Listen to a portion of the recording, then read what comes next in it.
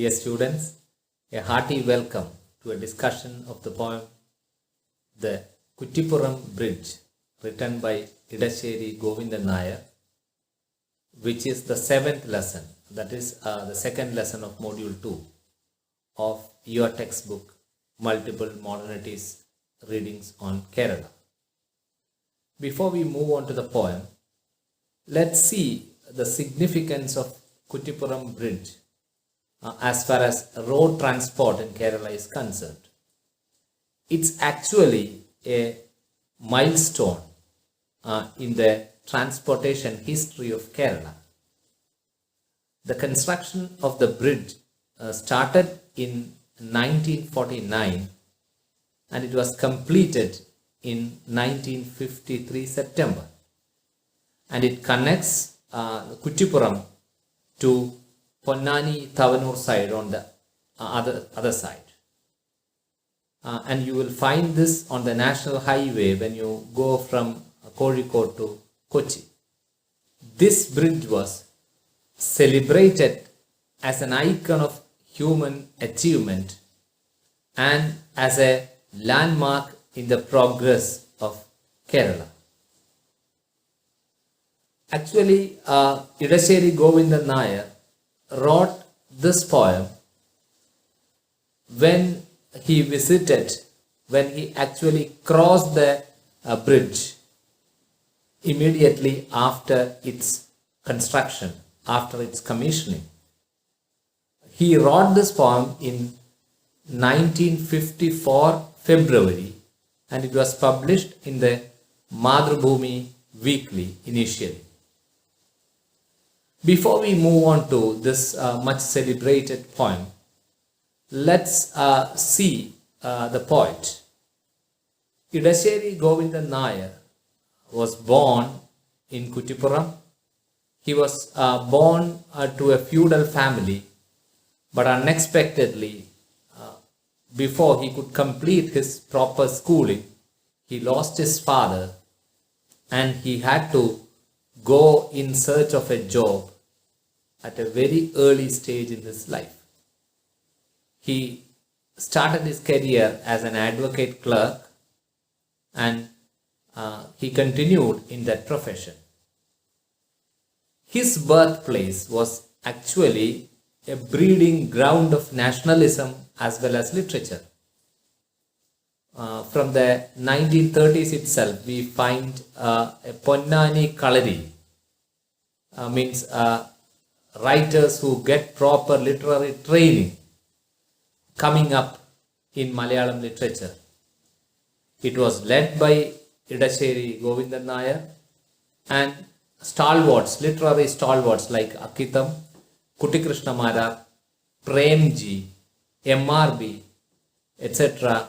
were the key figures of the Ponnani Kalari. And at home also, Edasseri Govindan Nair got introduced to the storytelling tradition, the Puranic tradition, where his mother recited the Ramayana slokas to him, where his sister narrated stories to him. And he's a very prolific writer and he has a number of collections of poetry as well as plays to his credit. I'll read out the important works written by Edasseri Govindan Nair.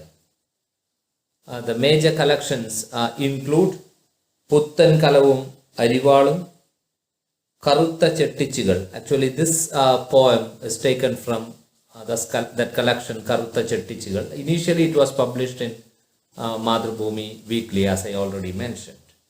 It's included in Karutta Chettichigal later. Then Kavile Pattu, Urupidi Nellika, Kuttukrishi, Kunguma Prabhadam, Andithiri, Kadiyum Chiriyum, Ennichutta Appam, Chaliyati.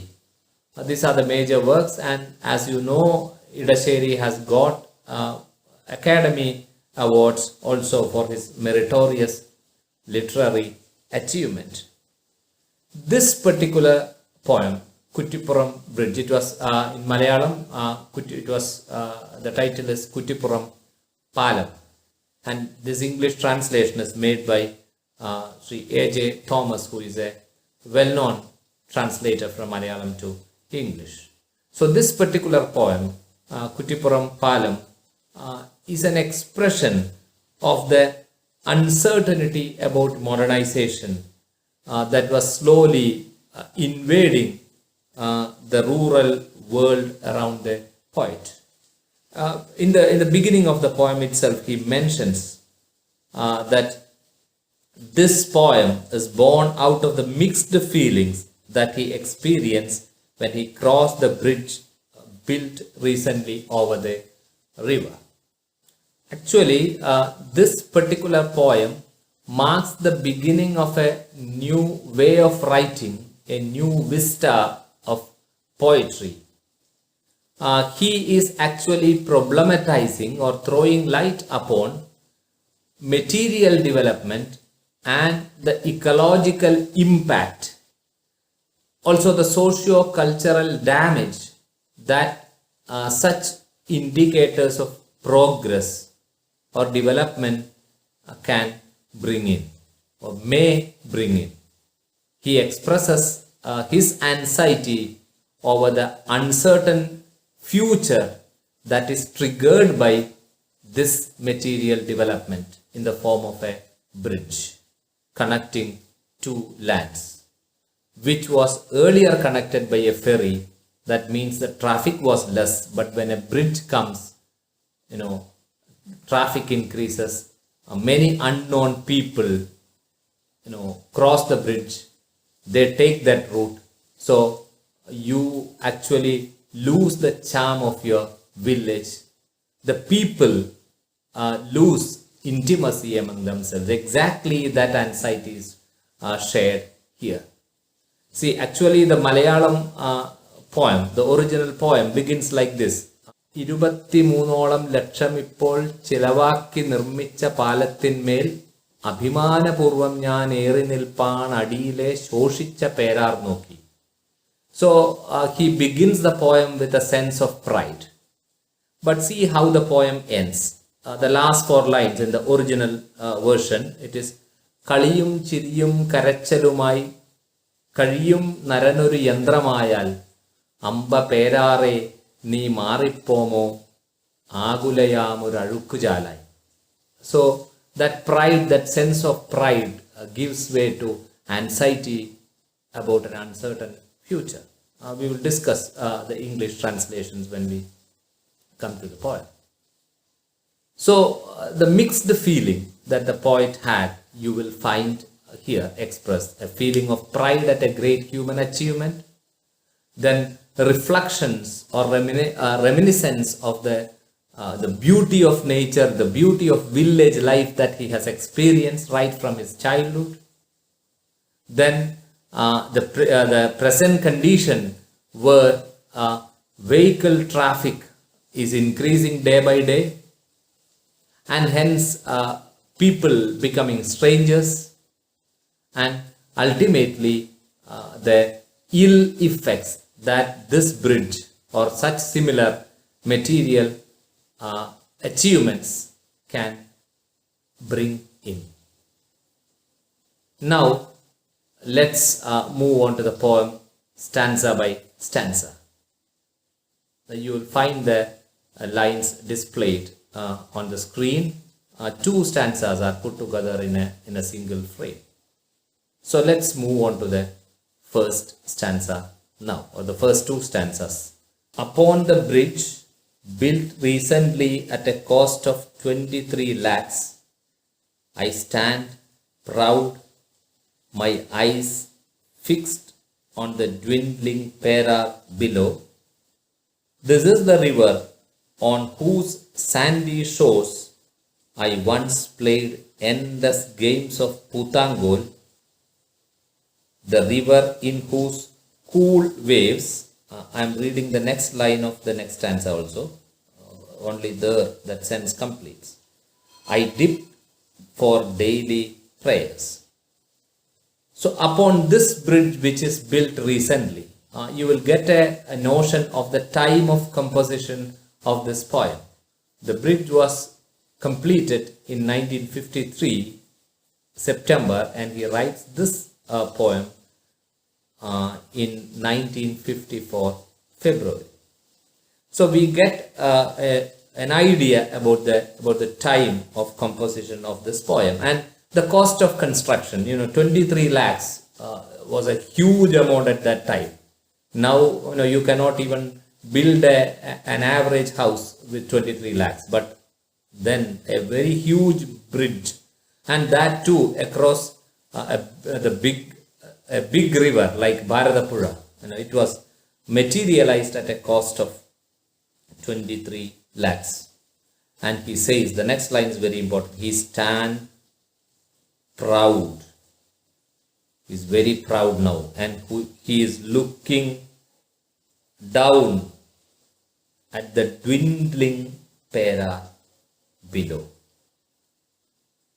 Dwindling means gradually diminishing in size. So the time is February. So Bharatapuzha, the nature of Bharatapuzha during monsoon season, it will be a flooded river full of water. But when summer approaches, it becomes very thin. You will find the sand, you will find the shore, and you will find very little water here and there. And we won't even think that it's a river. Okay. So dwindling Perar, and Perar is another name for Bharatapuzha. Nila, you will find the term Nila also used here.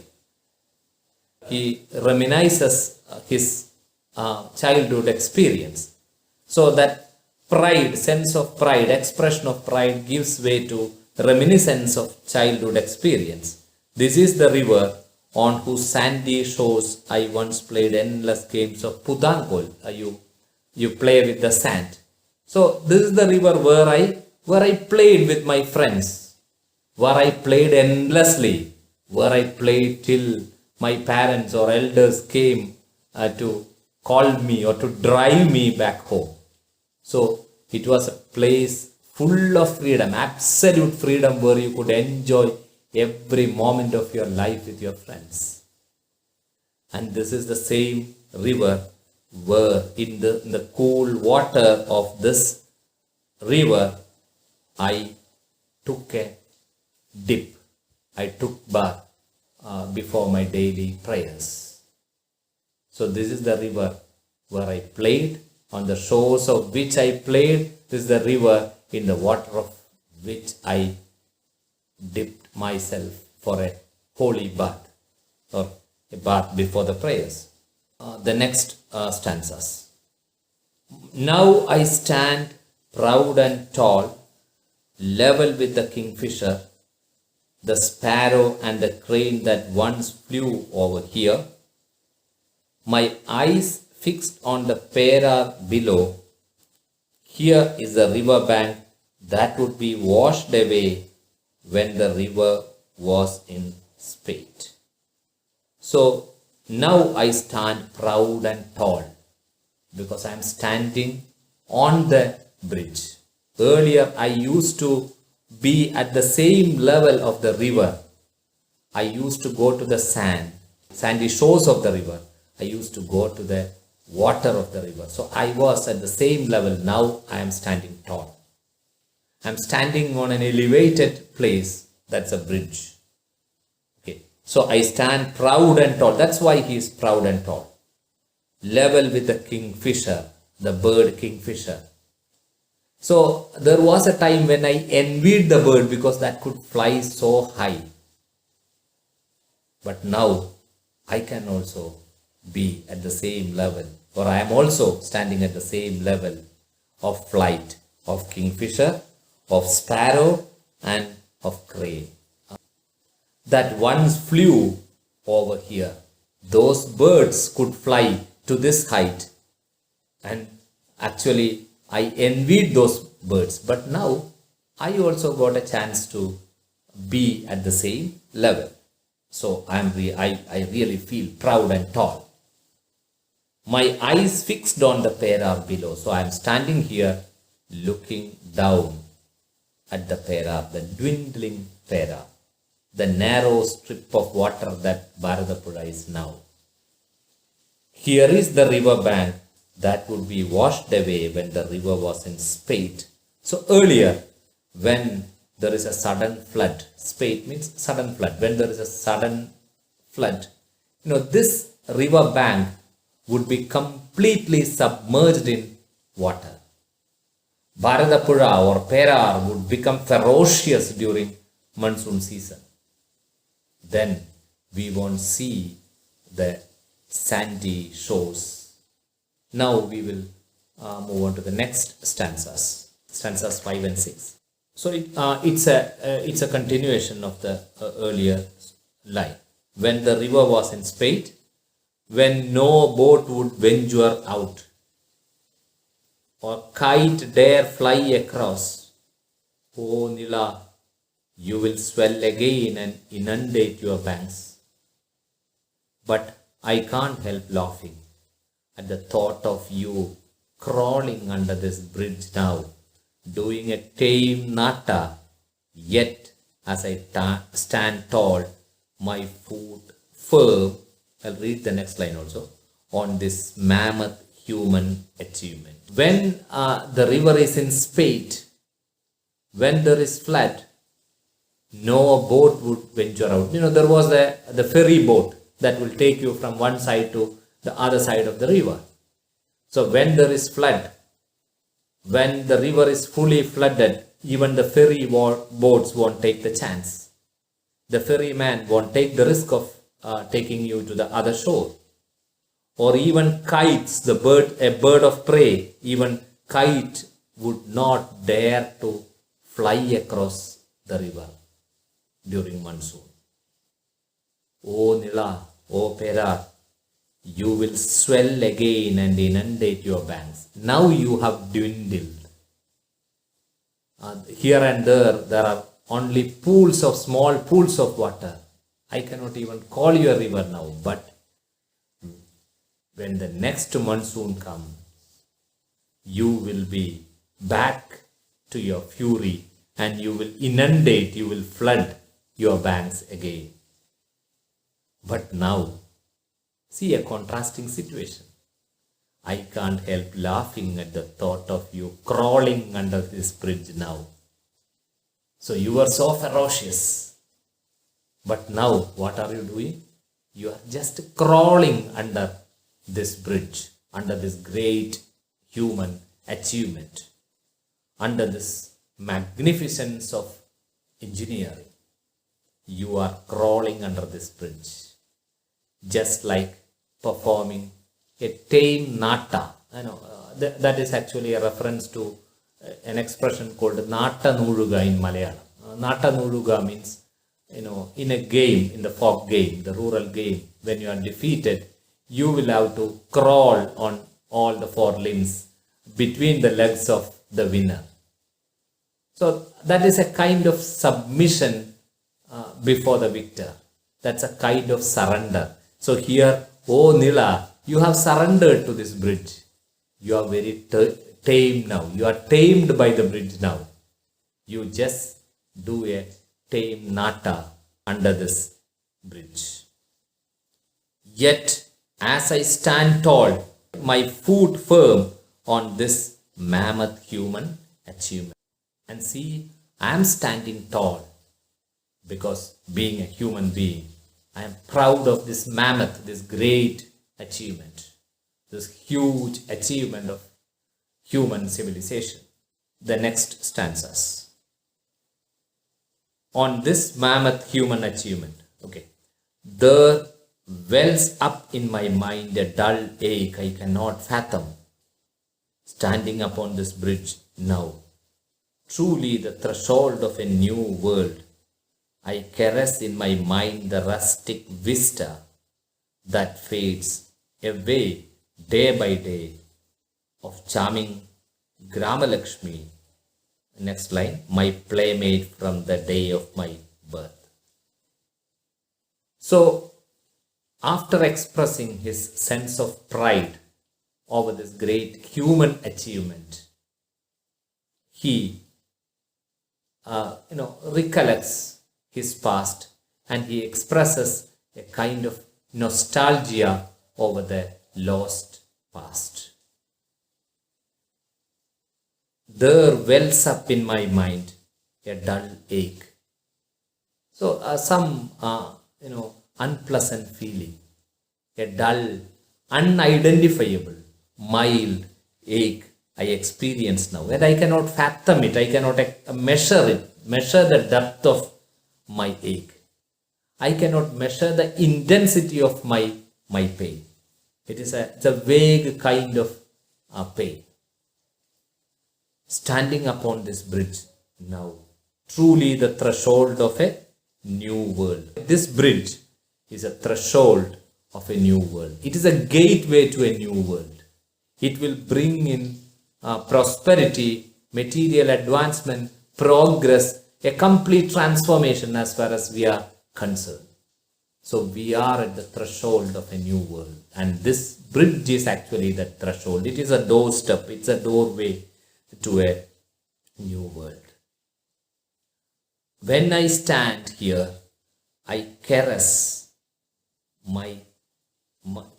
my mind the rustic vista, the rural village, the rural view, the view of the rural area that fades away day by day. When a progress comes in the form of road, you will be entering into a new world. That's a threshold of a new world, and you will be slowly and steadily or gradually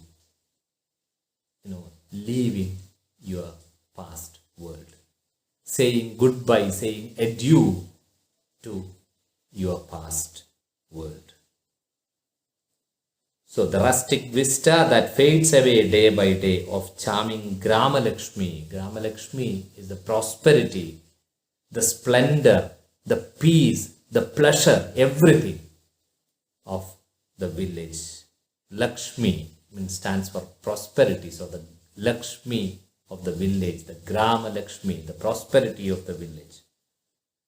And my playmate from the day of my birth. So this Grama Lakshmi, this village, this goddess of the village has been my playmate right from my birth. She is slowly fading away.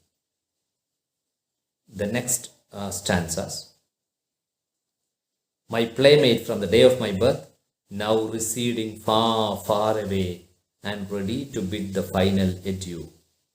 The wide expanse of paddy fields, where green and yellow playfully intermingle, grows with houses flanked by fruit-bearing trees, slopes covered, next line also I'll read, with flowers of myriad hues.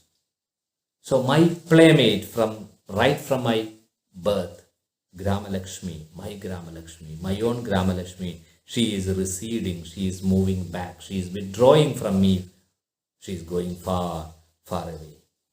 And she is ready to bid the final adieu. She is ready to say the final goodbye. That means this village will no longer be the same after the bridge comes. So a terrible sense of loss is expressed here, or anxiety, apprehension over the incoming loss is expressed here. The wide expanse of paddy fields, that was the characteristic mark of my village. In those paddy fields, green and yellow playfully intermingle.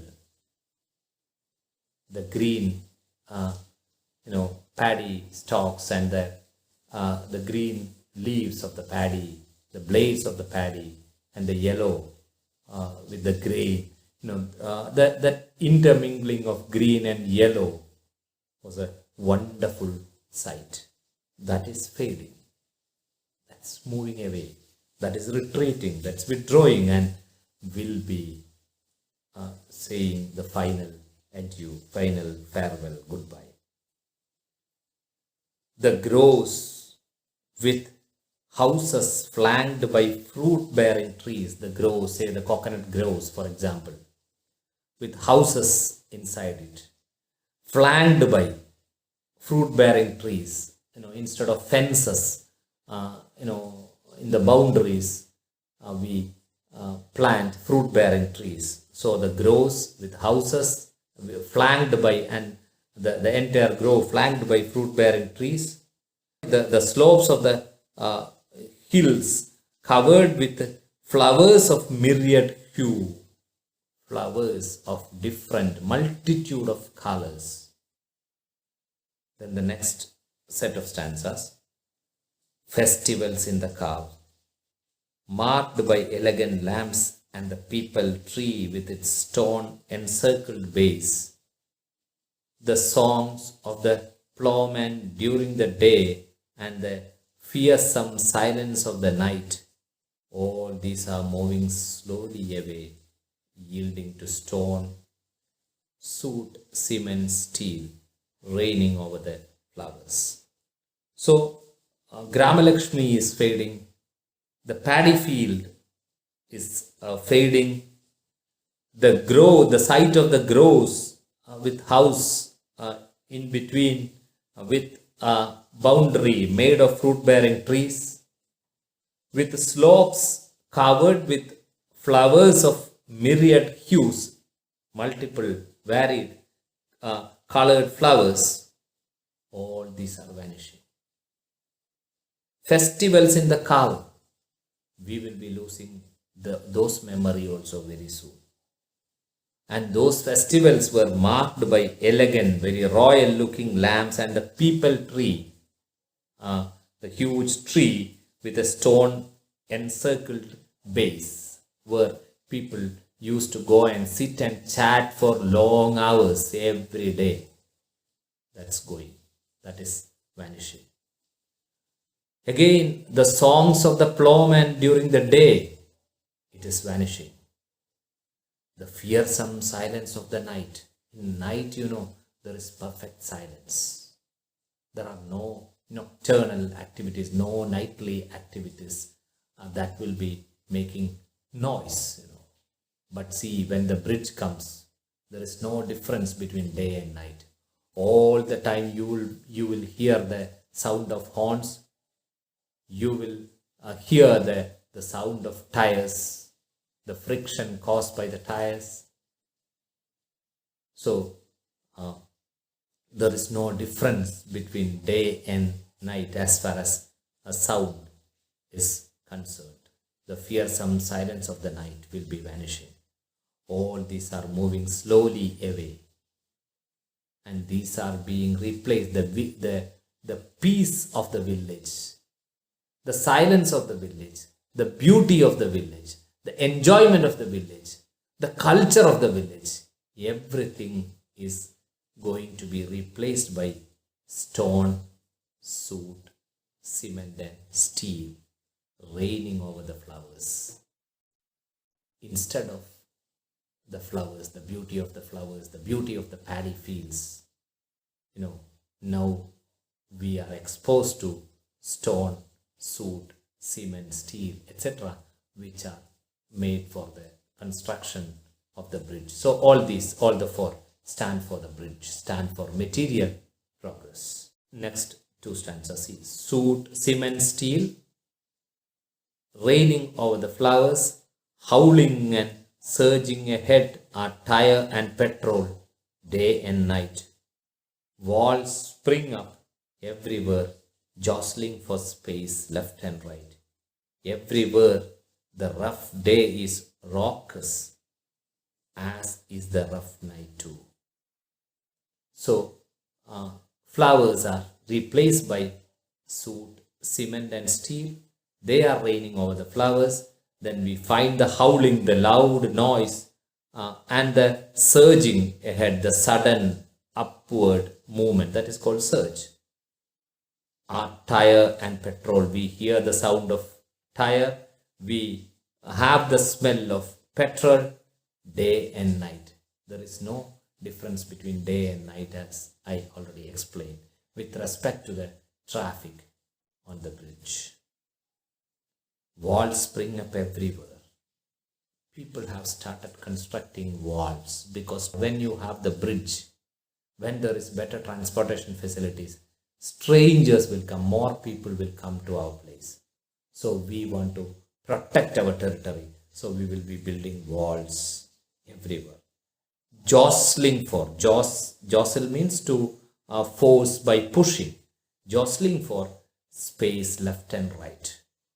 We are pushing people to the side and we are constructing walls. Everywhere the rough day is raucous, very noisy, very harsh day with the howling of the vehicles. As is the rough night too. And it is not the case with the day, the same is the case with the night also. Next stanzas. Everywhere noises quickening. Everywhere movements quickening. Strangers brawling, locking horns. No, not strangers, neighbors all. Strangers are neighbors and neighbors total strangers. Malloor Kayam shall be a mere name from now on and the deity of Malloor but a wayside deity. So everywhere noises are quickening. The pace of life has increased. Everybody wants to move fast. So everybody is in a hurry, quickening, noises quickening. Everywhere movements quickening. Strangers are brawling. They are fighting noisily. They are locking horns. They are engaged in a conflict, engaged in fight. You do not know who are these people who are fighting. They are not your villagers. But earlier you knew every one of your village. So they are strangers. No, they are neighbors also. So the neighbors have become strangers and strangers have become neighbors. Strangers are neighbors and neighbors are total strangers. There is a total disconnection among the people. There is a loss of the friendly ties, the bondage built on love, the bondage made on the strength of love that is lost. Everybody is a stranger for you now. And sometimes strangers are seen as friends. Malloor Kayam. Malloor Kayam. Kayam means deep water. A very, very dangerous area. You enter there, sometimes you get drowned there. So Malloor, it's near Kuttippuram. You have the temple, Malloor temple. And that is called the Mini Pamba. That's called Mini Pamba, and it's a place of Ayyappas. On the way to Shabarimala, the Ayyappas, they visit the temple, they take a dip in Nila there, and there is this dangerous Malloor Kayam which has taken up the lives of many who entered there for the holy dip. So Malloor Kayam shall be a mere name from now on. So Malloor Kayam is, it is like any other Kayam, or it is like any other spot for the strangers who come there.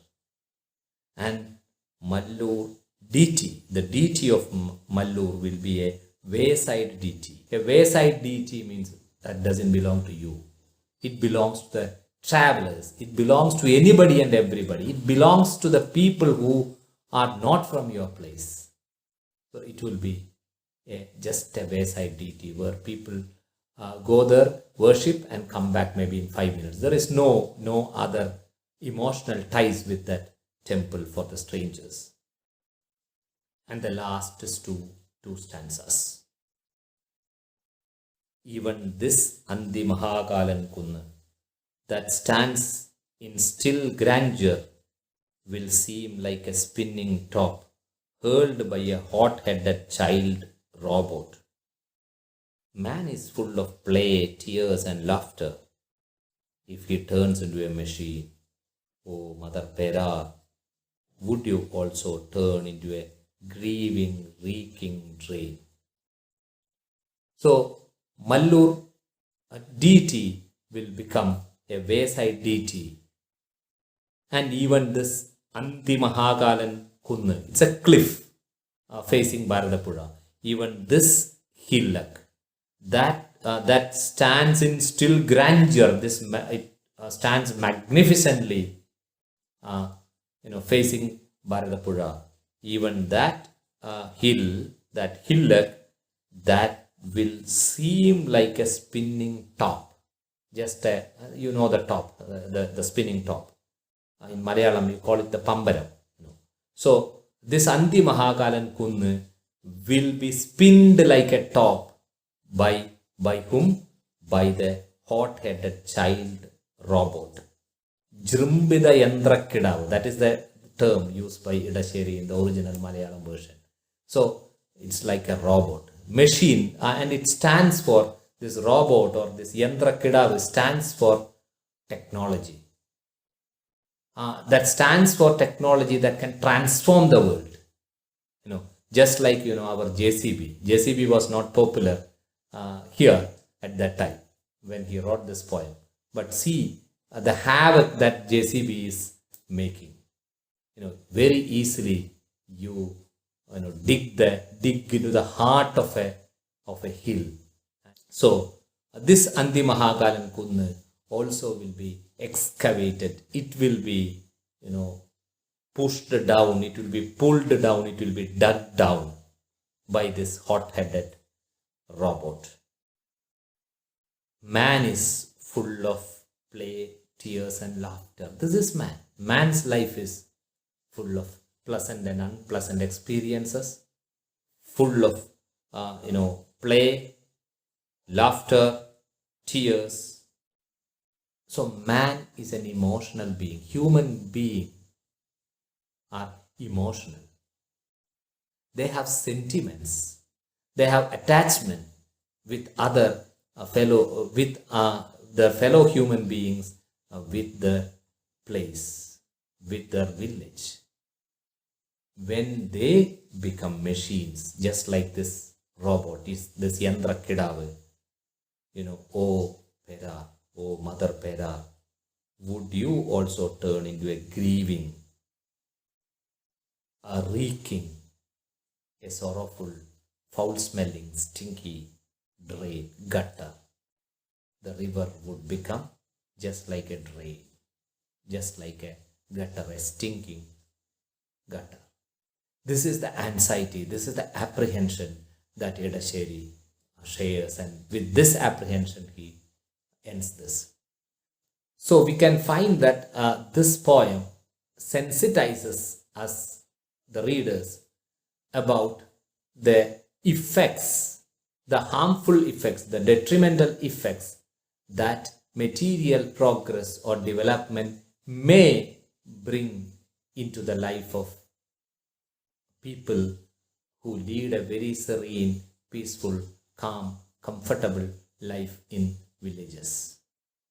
And see, when we assess the situation of environmental activism after this is just a beginning, we can say. We will find Rachel Carson's The Silent Spring sharing this kind of an experience, how use of a chemical has totally upset the balance of nature through her book, this 1962 publication, The Silent Spring. And you will find in the 1970s protests for supporting environment, supporting nature, like the Silent Valley movement taking place. So in that sense, this can be a beginning of a new line of thought about nature and material progress. The impact of material progress, the so-called material progress, on nature, on life, on habitat. We will stop the discussion of the poem here, and we'll move on to the discussion of the short answer type questions and their answers. After that, I have given here the Malayalam version of this poem, that is Kuttippuram Palam, which is recited very melodiously by Miss Devika and brought out by Mahakavi Edasseri Smaraka Trust. It's an open source available on YouTube. For your convenience, I have brought it in here.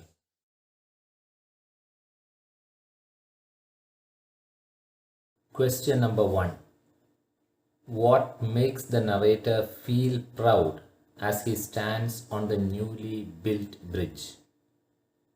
Answer. He is proud because it's a great monument of human achievement constructed at a cost of 23 lakhs. He is standing at the same level of the flight of the kingfisher, the sparrow, and the crane, which was unimaginable before the bridge was built. The second question. How does the narrator explain that the river was a part of his daily life? Answer.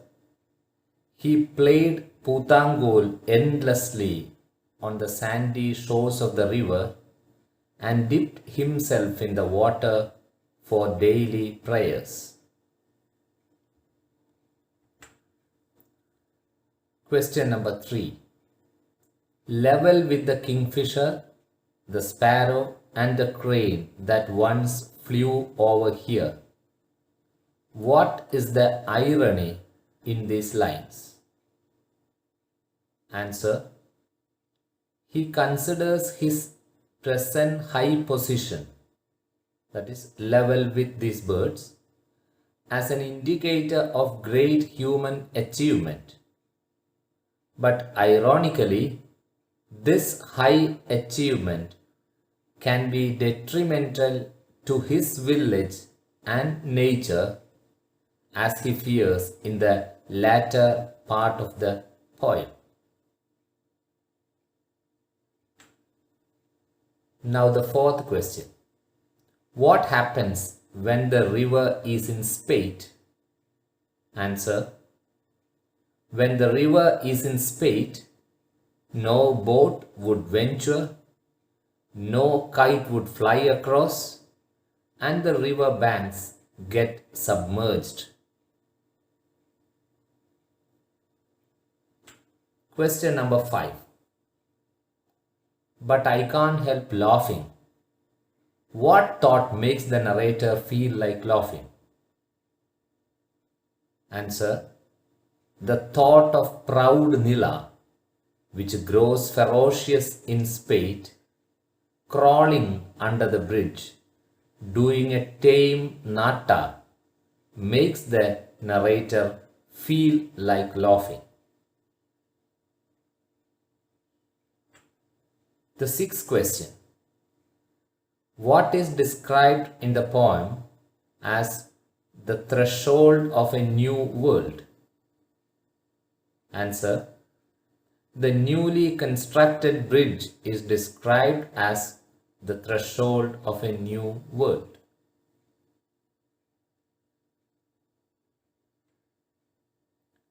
Question number 7. Who was the narrator's playmate from the day of his birth? Gramalakshmi. The objects, the people, and the very spirit of the village was the narrator's playmate from the day of his birth.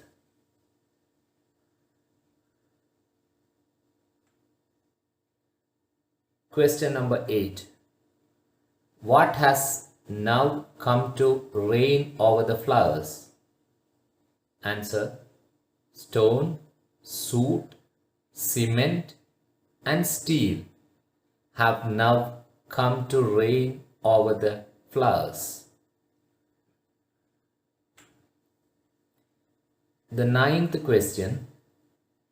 What happens to neighbourhood connections as a result of urbanization? Answer. Neighbors become strangers as a result of urbanization, and the intimacy among them gets dwindled. Question number 10. What, according to the narrator, are the fates awaiting the deity of Malloor and Anthimahakalan Kunnu? Answer: the deity of Malloor will soon become a wayside deity. The Anthimahakalan Kunnu will seem like a spinning top hurled by a hot-headed child robot. The spiritual ties that the villagers have with them will vanish gradually.